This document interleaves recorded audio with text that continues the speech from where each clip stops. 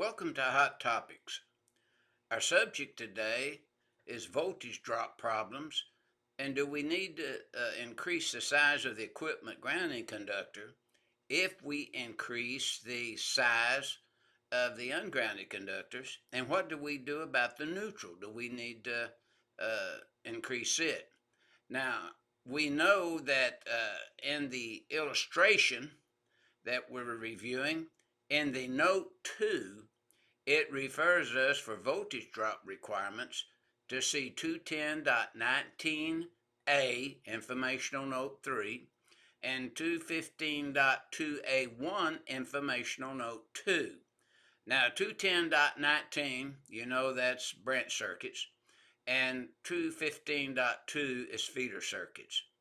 And basically, it's a 5% overall. For example, on the feeder circuit that you see in the illustration, we might have 3% there. And then we may have 2% on the branch circuit. But we have 5% that we can play with. So we keep that in mind, and that's for the ungrounded conductors. Now, notice we may have derating problems. There's a chance of that. And note 1 calls it out. Note 1 in the illustration says for derating, see our tables 310.15B1 and 310.15C1. Now, you know that B1 is when we route it through an ambient temperature greater than 86 degrees Fahrenheit, which we are told to apply this requirement if it's necessary in accordance with 310.16 of the code. And in course 310.15C1 deals when you have more than 3 current carrying conductors in the raceway. Now here we have two ungrounded conductors and 1 neutral that are considered current carrying. The equipment ground, by definition, in Article 100, if you care to look it up, is not considered a current carrying conductor. It only returns short circuit current. Well, not really short circuit current, but ground fault current. Now, notice that because of voltage drop problems on that feeder run over to the sub panel, we have increased from 2 alt to a 3 alt after we applied our voltage drop formula that we use, where you'd have 2 times K times L times amps divided by 1,000 to get your resistance, in accordance with Table 8 to Chapter 9 in the back of your code book. But since we've increased 2 alt to 3 alt, we still have the 175 amp main, but we've increased from 2 alt to 3 alt. Now, sometimes we still find this quite often, like on state plans, city plans, some plans that submitted, to the electrician out in the field, that they want to keep this equipment ground at 175 amp. Now, based upon 175 amp. And if we go to table 250.122 of the code, then 175 amp main is going to require a number 6 equipment grounding conductor, as you see in step 1. We look at 250.122b and table 250.122. 175 amp overcurrent protection device requires a number 6 equipment ground. Designers, installers, sometimes due to lack of experience, lack of application of the code, will want to leave that equipment ground at number 6. But we know that our 250.122b prohibits such a application. So we've come down to 310.16 in step 2, and we use the table 310.16 around page 161 in your NEC. And 175 amp overcurrent device requires number 2 alt and we've increased from 2 aught to 3 aught due to the voltage drop, where in Note 2, 215.2A4, 1, Informational Note 2. Now, step 3, we want to review the circular mill of the conductors. So we're going to apply 250.122B for increasing the equipment ground if it's necessary when we apply the formula. But notice we go to Note 8, or excuse me, Table 8 to Chapter 9. A 2-aught conductor in Step 3, 175 amps, would equal 133,100 circular mil. 133,100 circular mil. A 3-aught would equal to 167,800 circular mil. The number 6 that we sized in Step 1, based upon the 175 amp main, that number 6 would have a circular mil rating of 26,240.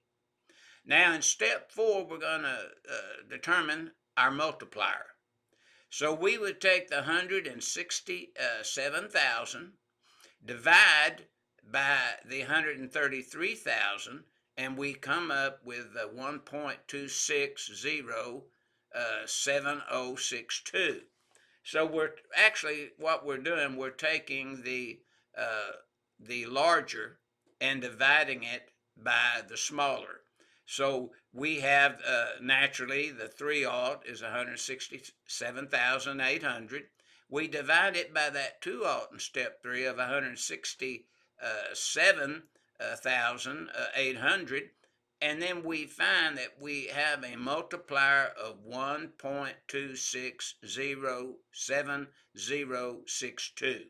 And I just took it all the way out. Some people just round it up to 1.3. That's your choice. Now, the equipment ground, we take the original equipment ground based upon a 2-aught and 175 amp main from Step 1. We multiply it by the multiplier of Step 4, and we come up with an equipment ground size of 33,081. So basically, it's 33,081 circular mil. Now, when we apply the Step 6, we go to Table 8, Chapter 9, review the column, dealing with circular mil, and we would find that we would need a number 4, good for 41,470, to serve as an equipment ground when we increase from 2-aught to 3-aught. Now, the other thing that becomes an issue, what about that neutral? We used to have in the 2017 edition 240.23, which said the neutral conductor, grounded conductor, may need to be increased due to voltage drop. But they removed all that and said it's not necessary. We go to 220.61 of the code. And that section basically requires that we have the neutral sized based upon the phase that has the most unbalanced current. So when we look at this neutral and we look at L1 and L2, what is the neutral load? Now, as a tip, NFPA 70B says review the label, the circuit mapping. And if this panel has more single phase loads without neutrals, then that neutral would be smaller in size. So when you review 220.61, that neutral only has to be large enough to carry the unbalanced current.